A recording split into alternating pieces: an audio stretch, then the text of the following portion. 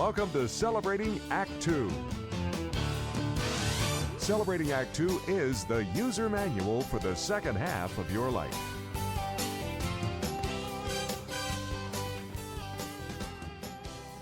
Well, hello and welcome back.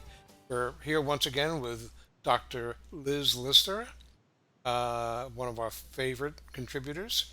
Hi, And Dr. Liz. Hi, John. Hi, Good to Art. see you. okay. So, John, Thank you. what do you need to learn about today? Well, Art, I hope you can't tell. Of course, you only see from here up, but my hormones are raging. Wow. And I want to know, it's a simple question for really coming, I think, from a typical man.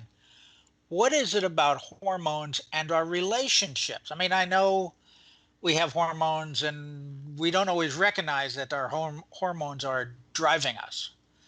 But it really the hormones affect our relationship. So the husband or wife is what I'm thinking of, really need to understand each other's hormones Mm. as much as they need to understand what their own hormones are doing to them. So Yeah. relationships is really what it's all about. My question, if I could put it into an intelligent question, I would, but that's the best I Okay. can do. Why don't we let Dr. Liz answer because you are raging now? I'm I'm still raging. Yeah. Yes. Yeah, it's absolutely a wonderful question. It's also a really big theme, a very huge question, millions of books written on it and all kinds of material and information out there. I like to boil it down. I like to make things simple. And I would start by saying that we've got the major female hormones are estrogen and progesterone, and the major male hormone is testosterone. Now, here's what's interesting is that women also have some testosterone and men also have a little bit of estrogen. All right. So that's Oh, wait, where wait, it wait. starts. That's Like good. interesting right out the gate, right? I do have a gentle side. Okay. Exactly. Yeah. That's right. John, And women John, have an assertive side. yeah, John probably has some, but he's probably long since wasted it. So anyway, so we have testosterone and estrogen. Yeah. Yes, Okay. exactly. So estrogen is I call estrogen the family glue. Family glue. So there's also another hormone that all human beings have, which you may have heard of, called oxytocin. Hmm. Oxytocin Oh. is referred to as the bonding hormone.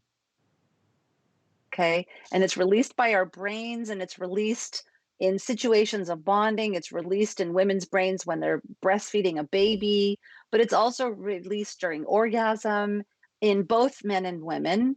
However, it has an even greater effect when there's estrogen around. So that's why women frequently will get very bonded, okay? And we're kind of known for that, all right? Now, as we also know, and we've talked about before, as we women get older and then we go into menopause is a state where we have a lot less estrogen than we did, let's say, in our late teens and 20s.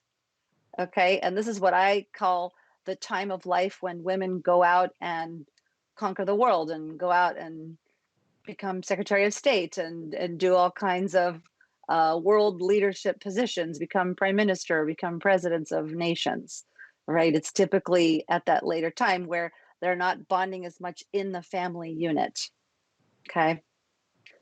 So So very you're saying their generalizing, right? estrogen levels have dropped a bit by that time. Exactly. Okay. Exactly. Dropped compared to in their 20s, let's say. That's Okay. why Hillary Clinton didn't bake cookies. She became Secretary of State. Exactly. Exactly. John, Okay. you're there, John. And I used to love her cookies too, I got to tell you. But Oh, back to hormones. all right, so that all makes Okay. sense. That makes All sense. right. All right. The, Yes. the lack of, as our hormones recede, because that's what they're doing in both men and women, Yes. is our reaction to the lack of hormones the same? Do women Mm. react to the lack of testosterone the way men react to the lack of testosterone? I don't know if that's a Yes. fair comparison. Yes. Yes, I think it is a fair comparison. The only difference is the quantity of testosterone. So for men, men typically over the lifetime at any given time have after puberty have 20 times or more as much testosterone as women do. That's just as a normal basis, okay? And for men, their testosterone levels go down 1 to 1% every year starting at age 30. Okay, so it's significant, 1 to 2% every year starting at age 30. And so for men, it's a more gradual decline. Whereas for women, it's more obvious when they're starting to have hot flashes or night sweats at the average age of 51, when their hormone levels really start to fluctuate. They go into menopause and then they come out of it with really low levels of hormones. Okay, Uh, so for men, it's more gradual, and women go through a more noticeable stage change known as the change or going into menopause. sure. But How is does it? all But Yeah. this how does all this affect our relationships? Okay. So that's where it gets really fun and interesting. So estrogen helps with mood and it helps with good sleep and feeling comfortable temperature. Okay. Testosterone also helps with mood for both women and men, for men, of course, and also for women. A lot of people don't realize that.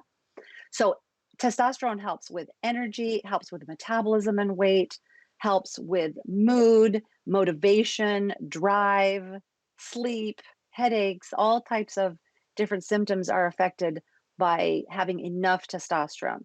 So the lack of it, so when we think about the grumpy old man, a lot of people think that testosterone causes kind of an anger situation. However, the grumpy old man stereotype is really more due to low testosterone in men. so let me ask you a question. There's been a lot of obviously, as you've mentioned, there's been a lot of uh, recognition of hot flashes and women going through menopause because you say it happens so quickly. There's really an abrupt change, whereas men, it seems to be they're losing the testosterone, which is much more gradual. So we've seen a lot Yes. of ads on TV about these ex jocks who, are just strong as a bull, and baseball players and football players, and they're taking this magic little potion. Uh, is there, what are they doing? And is there anything real to what they're advertising, or do you have to be careful when you're beginning to take things to adjust for, I assume, low testosterone on the male side? Okay, the answer to questions are yes and yes. Oh. Yes, there's definitely something to it. And yes, you got to be careful. And I think it's best to work with a doctor who knows about these hormones and how to balance them. A lot of times, for example, there's one more hormone that all people have, women and men, and that's growth hormone. Growth hormone, of course, is at its highest when teenagers are growing. And then in our 20s, it peaks out and then it kind of levels off and then it starts to decline as we get older. And growth hormone helps with all the cell functions in the body. So if you see an ad for a man and it says he's over 50 and he has six-pack abs, he's probably replenishing testosterone and growth hormone, which I think is okay. I don't think growth hormone is a bad thing. It gets the bad reputation from the athletes who, number one, they're cheating in their sport. And number two, they are using 20 times proper dosing. And again, I Okay. assume one would want to work with a doctor to find out Right. what the proper dosing is. Which, of course, is Exactly. There's your specialty. exactly. So there's testing that can be done. All right. There's findings on physical exam, there's symptoms that go along with it, and there's blood tests that can be checked to Right. see exactly where things stand and then to be able to monitor it. How about women and HGH, human growth hormone? Yeah, absolutely. So I like to get all the other major hormones balanced first because that way we can really tell. If I have a patient and she's going to use the growth hormone as a part of the overall balancing program, I want to make sure that we've got everything else on board first. I want to be able to tell if it's actually making a difference, right? And most people do really well with replenishing a lot of these hormones. Like we said, the major ones, the estrogen, the progesterone, those are the main ones for women. And then also testosterone. And then testosterone for men just makes such a huge difference. I love helping men in my practice also because men just feel so much better with good levels of testosterone. So let me Is it ask you for this. Let me ask you this. Uh, this is your practice. You have a website where I know that you discuss a lot of these things. You even have a virtual practice in many cases. Uh, where can they go to find out more information, and then possibly contact you if they want to go further Yeah. with the professional help? Yeah, absolutely. So my website is www.drlizmd.com. It's DrLizMD.com. That's the best place to learn more and to reach out and connect. Well, John.